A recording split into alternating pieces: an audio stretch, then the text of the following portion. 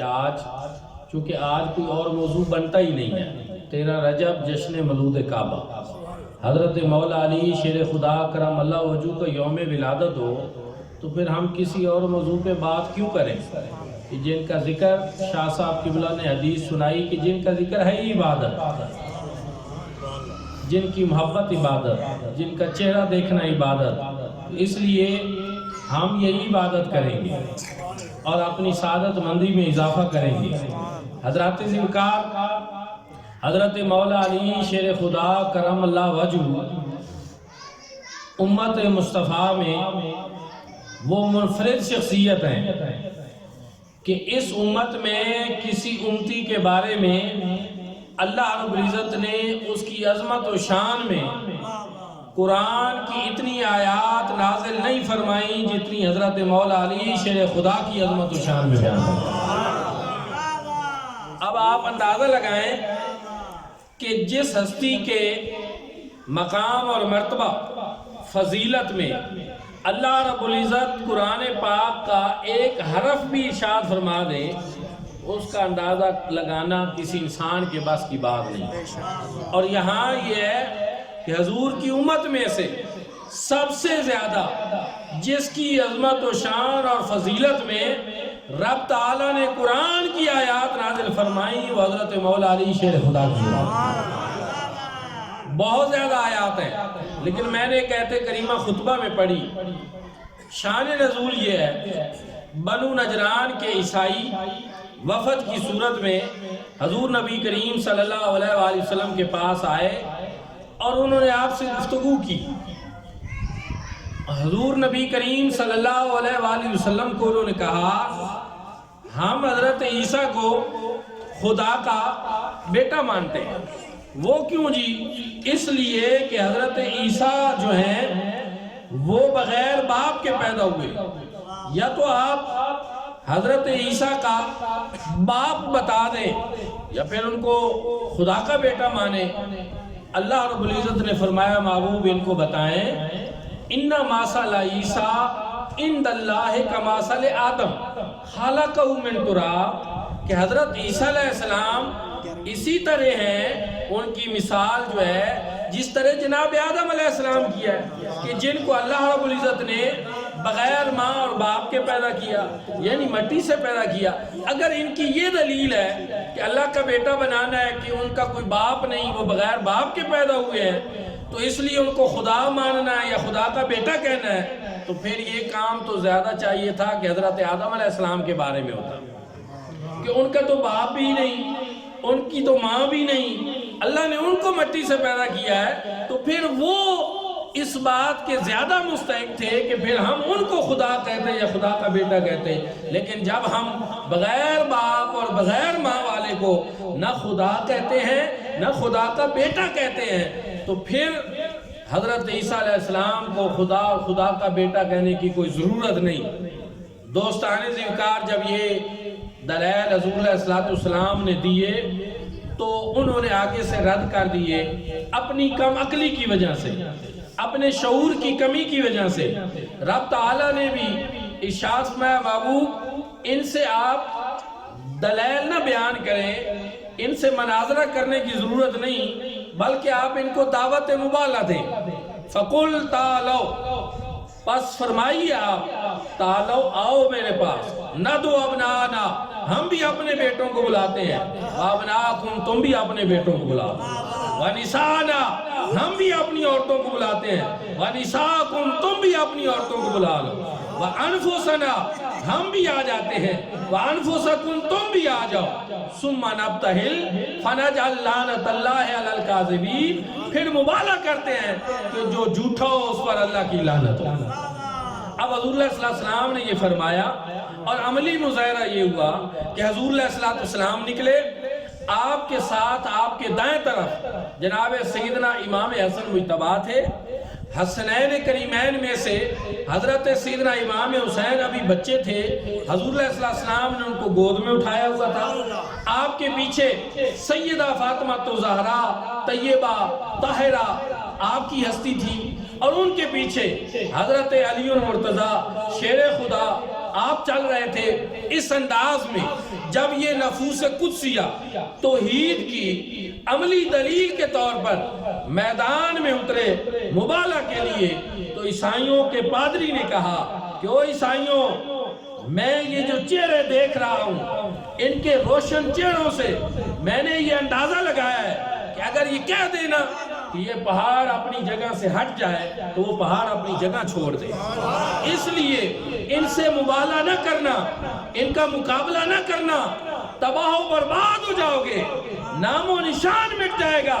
تو پھر انہوں نے مبالغہ نہ کیا بلکہ جزیہ دے کر انہوں نے اپنی جان بخشی کروائی۔ میرے بھائیوں اور دوستو، اب آپ دیکھیں کہ رب تعالیٰ نے اپنے توحید کے ثبوت کے لیے،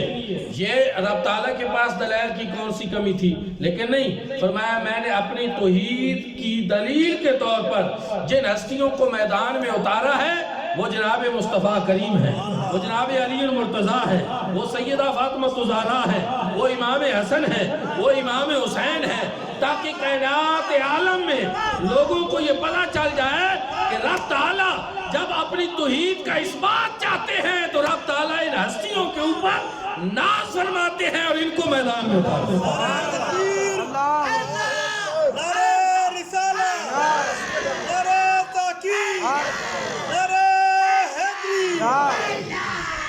اب قرآن پاک میں غور کریں، نہ تو ابنانا، اب حضور نے اپنے بیٹوں کے طور پر کس کو ساتھ لیا؟ امام حسن کو، امام حسین کو۔ قرآن پاک کی نص ہے اس بات پہ کہ جناب امام حسن اور امام حسین مصطفیٰ کریم صلی اللہ علیہ وسلم کے بیٹے کہلا سکتے ہیں، اس میں قرآن کی بھی نص ہے، حضور کا اپنا بھی فرمان ہے، فرمایا حاضان ابنایا و ابنا بنتی، فرمایا یہ حسنین کریمین یہ میرے بھی بیٹے ہیں اور میرے بیٹی کے بھی بیٹے ہیں۔ قرآن میں رب کا فرمان بھی یہی ہے، مصطفیٰ کا فرمان بھی یہی ہے، اسی لیے ہم امام حسن کو بھی سبط پیغمبر کہتے ہیں اور امام حسین کو بھی سبط پیغمبر کہتے ہیں۔ اچھا پھر مزید سمجھیں، وَنِسَانَا وَنِسَاكُمْ، ہم بھی اپنی عورتوں کو لے آتے ہیں، تم بھی لے آؤ۔ اب سیدہ طیبہ طاہرہ زاہدہ راکعہ ساجدہ سیدہ فاطمہ الزہرا سلام اللہ علیہ آپ آئیں۔ سوال پیدا ہوا، بعض لوگوں نے اہل سنت کو پریشان کرنا شروع کر دیا کہ بھائی حضور علیہ الصلوۃ والسلام کی تو ایک بیٹی ہے، چار نہیں۔ یہ کیوں چار نہیں؟ اس لیے کہ اگر چار ہوتی تو مباہلہ کے وقت حضور علیہ الصلوۃ والسلام اپنی ان صاحبزادیوں کو بھی ساتھ لے آتے، لیکن وہاں تو صرف سیدہ پاک تھی، باقی صاحبزادیاں نہیں تھیں۔ تو میں اس سوال کا جواب بھی دے دیتا ہوں۔ حضور نبی کریم صلی اللہ علیہ وآلہ وسلم کی چاروں صاحبزادیاں حضرت سیدہ خدیجہ الکبریٰ رضی اللہ تعالی عنہا کے بطن اقدس سے، حضور کی بڑی صاحبزادی حضرت زینب رضی اللہ تعالی عنہا، اور یہ وہ ہستی ہیں حضرت زینب رضی اللہ تعالی عنہا کہ جن سے حضور نبی کریم صلی اللہ علیہ وسلم کا ایک نواسہ بھی ہوا، حضرت عبداللہ ان کا نام تھا۔ فتح مکہ کے وقت جب حضور نبی کریم صلی اللہ علیہ وآلہ وسلم مکہ میں داخل ہو رہے تھے تو آپ صلی اللہ علیہ وآلہ وسلم کی سواری پہ آپ کے پیچھے جو بیٹھے ہوئے تھے وہی حضرت عبداللہ تھے جو حضور کے نواسے تھے، یہ انہی میں سے تھے۔ حضور ان سے بڑا پیار کرتے تھے، لیکن یہ ہوا اللہ نے یہ چاہا کہ وہ بلوغت کی حد کو نہیں پہنچے، سن بلوغت سے پہلے، بالغ ہونے سے پہلے وہ اس دار فانی سے دار بقا کی طرف چلا۔ اب انہی سے حضرت زینب سے ایک صاحبزادی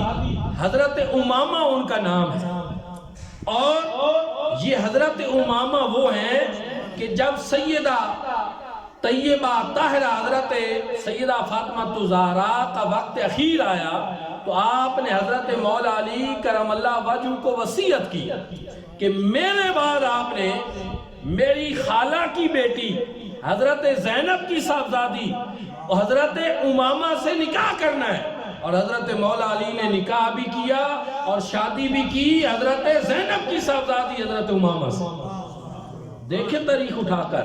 میرے بھائیوں اور دوستوں، پھر سنیں، حضرت زینب کا وصال سن 8 ہجری کو ہو گیا، وصال ہو. حضرت رقیہ حضور صلی اللہ علیہ وسلم کی دوسری صاحبزادی، حضرت سیدنا عثمان غنی سے رضی اللہ تعالیٰ عنہ آپ کی شادی ہوئی، عقد ہوا، آپ بیمار پڑ گئے، غزوہ بدر کا وقت تھا. حضور صلی اللہ علیہ وسلم نے فرمایا تیمارداری آپ نے کرنی ہے، آپ غزوہ بدر میں شریک نہیں ہوں گے، جبکہ معنوی طور پر آپ کو شریک بھی کیا گیا، مال غنیمت سلسلے سارے. ان کا وصال ہو گیا سن 2 ہجری، غزوہ بدر کے اسی موقع پہ. اب تیسری صاحبزادی حضرت ام کلثوم. حضور علیہ السلام جب حضرت رقیہ کا وصال ہوا، حضور نے فرمایا میرے پاس جبریل آئے، انہوں نے مجھے فرمایا کہ اللہ رب العزت کا حکم یہ ہے کہ آپ نے حضرت ام کلثوم کا عقد حضرت عثمان غنی سے کرنا ہے، اور اللہ کے حکم پہ حضور علیہ السلام نے حضرت ام کلثوم کا عقد حضرت عثمان غنی سے کیا. اور پھر اور بات سنیں، اس موقع پہ حضور علیہ السلام نے ایک تاریخی جملہ ارشاد فرمایا اگر میری 40 بیٹیاں ہوتی تو ان کا وصال ہوتا رہتا تو وہ 40 کی 40 میں یکے بعد دیگرے عثمان غنی کے عقد میں دے دیتا. میرے بھائی اور دوستو، حضرت ام کلثوم کا وصال بھی سن 9 ہجری میں ہو گیا.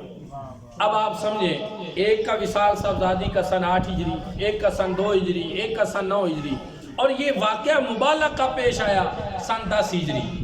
اب جب وہ پہلے وصال فرما گئی، وہ اس دنیا میں موجود ہی نہیں تھی، تو وہ اس واقعے کے وقت کیسے ہوتی؟ میرے بھائی اور دوستو، یہ بھی کوئی عجیب بات ہے اس طرح کی باتیں کرنا، لیکن یہ آج میں نے اس ضمن میں تفصیل آ گئی تو بتایا کہ وہ نساء نام سیدہ زہرا پاک اس لیے تھی کہ زہری دنیا میں موجود ہوئی تھی اور حضور ان کو ساتھ لائے. باقی صاحبزادی اس لیے نہیں تھی کہ وہ اس سے قبل وصال فرما چکی تھی. میرے بھائی اور دوستو، وہ بھی حضور کی صاحبزادیاں ہیں اور حضور علیہ السلام کی نور چشم ہے، اس لیے ان کا احترام، محبت اور تعظیم وہ ہمارے لیے بڑی ضروری ہے، ان کا ذکر بھی ضروری ہے. اور پھر اہم بات، اب اپنے موضوع کی طرف آتے ہیں. قرآن کی آیت لفظ بلفظ میں اس کو سمجھانے کی کوشش کر رہا ہوں. آگے کیا حضور نے فرمایا؟ وَأَنفُسَنَا وَأَنفُسَكُمْ. غور کریں، حضور نے یہ نہیں فرمایا کہ میں آ جاتا ہوں، میں بھی آ جاتا ہوں، یا میں آ جاتا ہوں اور میرے ساتھ علی آ جاتے ہیں. نہیں، فرمایا وَأَنفُسَنَا وَأَنفُسَكُمْ. ہم بھی آ جاتے ہیں، تم بھی آ جاؤ، ہم بھی آ جاتے ہیں، تم بھی آ جاؤ. وَأَنفُسَنَا. حضرت اعلیٰ گولڑوی پیر مہرعلی شاہ صاحب رحمت اللہ تعالیٰ علیہ نے یہاں لکھا کہ وَأَنفُسَنَا فرما کر حضور علیہ السلام نے اس میں حضرت مولا علی کو اپنے ساتھ شامل کیا ہے. یہاں یکسوئی کا معاملہ فرمایا ہے، دوئی کا معاملہ نہیں فرمایا. یہاں حضرت علی کو جدا نہیں کیا، یہاں حضرت علی کو اپنے ساتھ شامل کیا، اور یہ کمال اتحاد اور کمال ربط پر دلالت کرتا ہے. گویا حضور نے یہ بتا دیا کہ میرا اور علی کا معاملہ محبت میں ایک طرح کا ہے. جو مجھ سے محبت رکھتا ہے وہ میرے علی سے محبت رکھے، جو علی سے نفرت رکھتا ہے وہ علی سے نفرت نہیں رکھتا، پھر وہ مجھ سے نفرت رکھتا ہے. دوستان ذوالفقار، کمال محبت. وَأَنفُسَنَا. ہم بھی آ جاتے ہیں، لیکن اس ہم میں حضور تنہا نہیں، جمع متکلم کی ضمیر ہے. شاہ صاحب قبلہ بیٹھے ہیں، انہوں نے باقاعدہ درس نظامی کو پڑھا ہے. علامہ اقرباس صاحب جانتے ہیں، ہم بھی آ جاتے ہیں. حضور انداز دیکھیں. یہاں میں یہ کہنا چاہوں گا آج کی اس بابرکت محفل میں کہ یہ وَأَنفُسَنَا فرما کر یہ کائنات عالم میں یہ وہ منفرد اعزاز ہے جو اللہ کے محبوب نے حضرت مولا علی کرم اللہ وجہہ کو عطا فرمایا. اور جب حضور نے کیا تو رب تعالیٰ نے قرآن میں وَأَنفُسَنَا فرما کر اس پر مہر تصدیق ثابت کیا. قرآن رب تعالیٰ نے مہر تصدیق ثابت کر. یہ منفرد خصوصیت ہے حضرت مولا علی کرم اللہ وجہہ. حضور نے کسی کو اس طرح اپنا نفس نہیں فرمایا جس طرح حضرت مولا علی کو فرمایا. اور دوستان ذوالفقار، یہی وجہ ہے حضرت اعلیٰ گولڑوی کہتے ہیں لحموں کا لحمی، جسموں کا جسمی، کوئی فرق نہیں ماں بہن پیا. وَأَنفُسَنَا کی یہ تفسیر ہو گئی. لحموں کا کلہمی جسم کا جسمی کوئی فرق نہیں مابین پیا حب علی مہر علی ہے حب نبی ہے حب علی ہے مہر علی لحم کا لحمی جسم کا جسمی کوئی فرق نہیں مابین انفسنا وانفسکم دوستان ذکر یہاں بھی قرآن نے یہ بیان کیا پھر حضور نے ایک اور مقام پر ارشاد فرمایا علی منہ فرمایا علی منی وانا منہ علی مجھ سے ہے اور میں علی سے یہاں بھی من یہ ربط کامل کے لیے ہے گویا علی اور میرا معاملہ ایک سا ہے لوگوں اگر مولا علی سے محبت کرتے ہو تو پھر مجھ سے محبت کرتے ہو اگر ان سے بغض رکھتے ہو تو پھر مجھ سے محبت کا دعویٰ نہیں کر سکتے کیونکہ فرق ہی نہیں اس معاملے میں علی اور میں ایک ہیں جو مجھ سے محبت کرے گا وہ میرے علی سے محبت کرے گا جو میرے علی سے محبت کرے گا وہ مجھ سے کرے گا اور حضور نے اس بات کو اور واضح کیا ایک دن فرمایا اے علی یاد رکھ تیرے ساتھ محبت نہیں کرے گا مگر مومن اور تیرے ساتھ بغض نہیں رکھے گا مگر منافق گویا حضور نے یہ بتا دیا کہ مولا علی سے محبت کرنا یہ ایمان ہے مولا علی سے بغض رکھنا یہ منافقت کی نشانی ہے صحابہ کرام رضوان اللہ تعالی علیہ مجمعین کیا بیان کرتے ہیں وہ کہتے ہیں مسلمانوں میں کبھی کبھی نا منافق بھی گھس آیا کرتے تھے پہچان نہیں ہوتی تھی پتہ نہیں چلتا تھا اور ہمیں پریشانی رہتی تھی کہ جو ہم آپس کی راز کی باتیں ایک دوسرے سے کرتے ہیں یہ آؤٹ نہ کر دیں منافقوں کا کیا پتہ ہوتا ہے ادھر کی ادھر پہنچائی ادھر کی ادھر پہنچائی پریشانی تھی انہوں نے کہا ہم نے حال ڈھونڈا حضرت ابو سعید خدری رضی اللہ تعالیٰ عنہ سے روایت ہے فرماتے ہیں ہم نے ٹیسٹر جو ہے وہ ڈھونڈ لیا آلہ ڈھونڈ لیا چیک کرنے کا کہ مومن ہے یا منافق ہے فرمایا ہم مجلس میں ہم محفل میں مولا علی کرم اللہ وجہ کا ذکر کرتے تھے تو ہمیں پہچان ہو جاتی تھی مومن سن کر خوش ہوتے تھے منافق سن کر جل اٹھتے تھے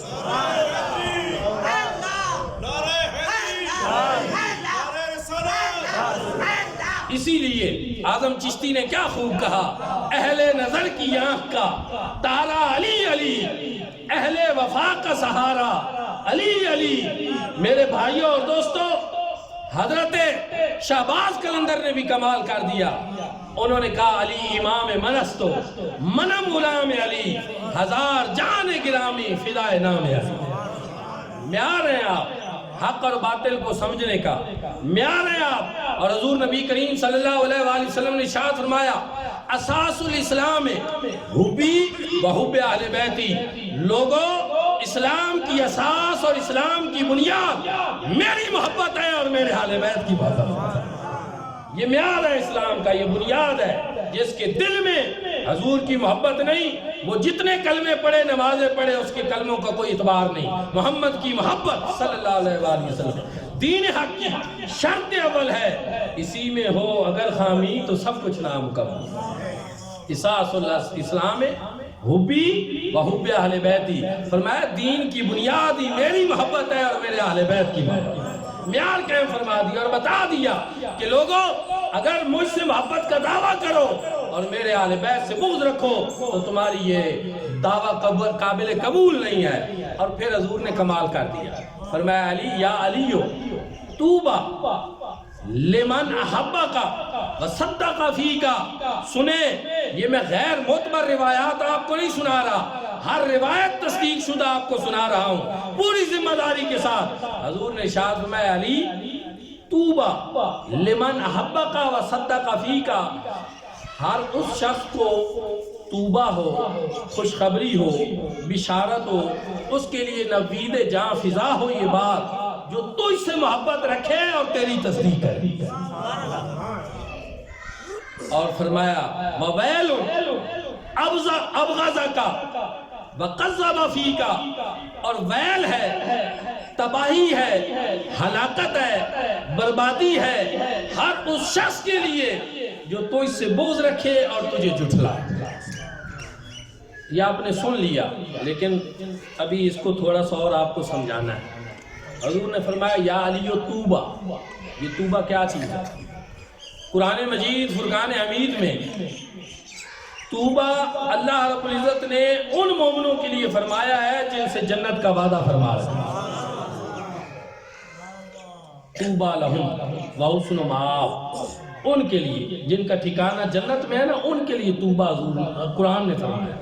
ایک دوسرا، طوبیٰ ان 4 چیزوں میں سے ہے جو ایک درخت ہے، لیکن ان 4 چیزوں میں سے ہے جن کی تخلیق اللہ رب العزت نے اپنے دست قدرت سے کی۔ پھر ایک اور سنیں تفسیر، طوبیٰ اس درخت کا نام ہے جو جنت عدن میں ہے، اور ایسا درخت ہے کہ جو جنت عدن میں ہے اور اس کا سایہ تمام جنتوں میں ہوگا۔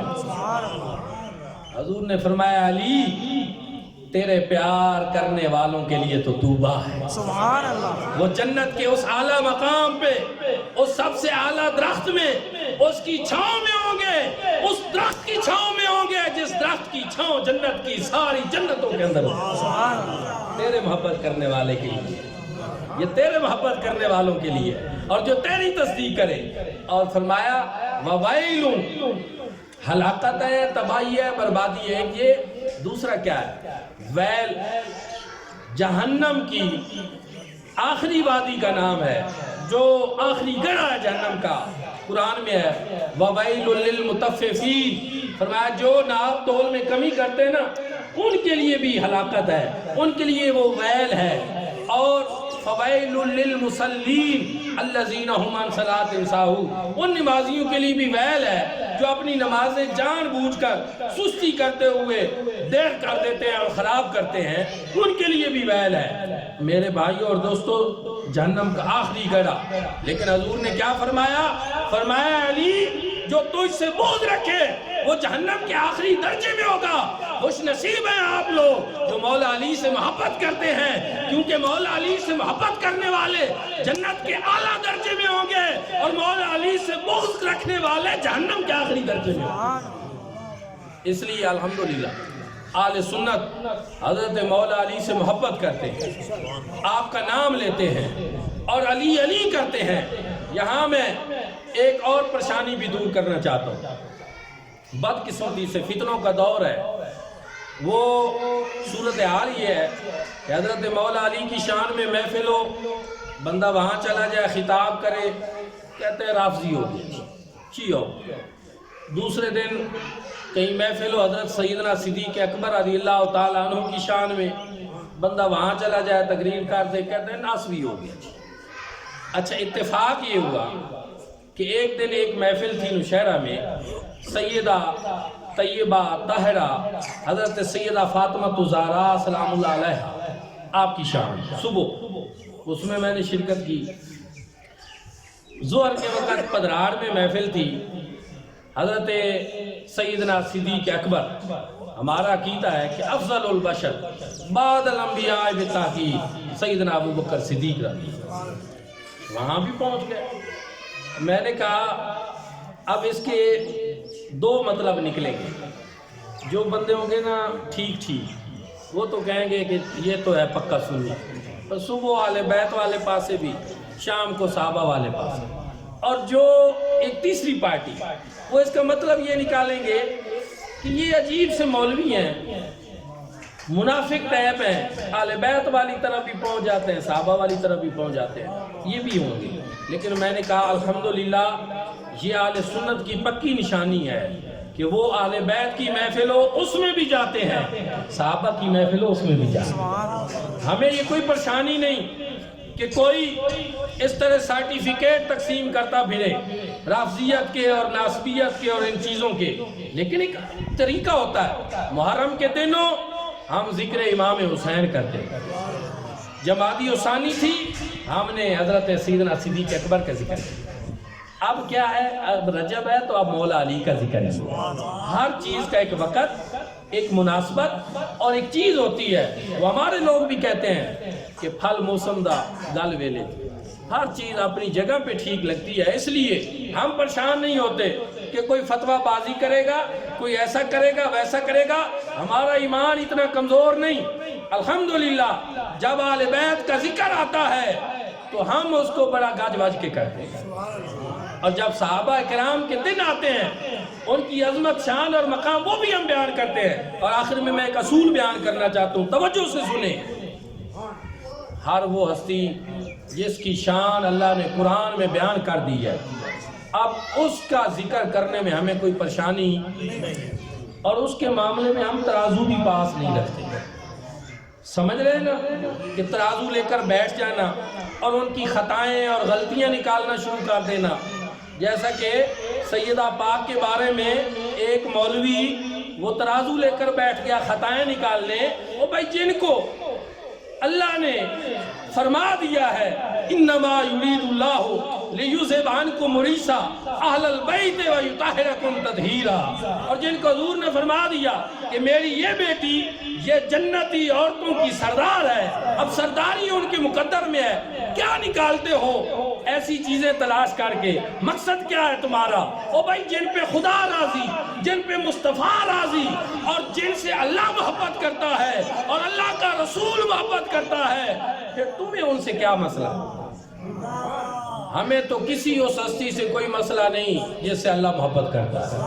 ہمیں کسی اس ہستی سے کوئی مسئلہ نہیں جس سے اس کا رسول محبت کرتا ہے. اہل سنت کی نشانی یہی ہے، اہل سنت کی خصوصیت یہی ہے کہ اہل سنت سب سے پیار کرتے ہیں، سب کا احترام کرتے ہیں، جس کا نام آ جائے اسی پہ اپنا سر جھکا لیتے ہیں، خوش ہوتے ہیں. ہم کسی ہستی کے ذکر پہ پریشان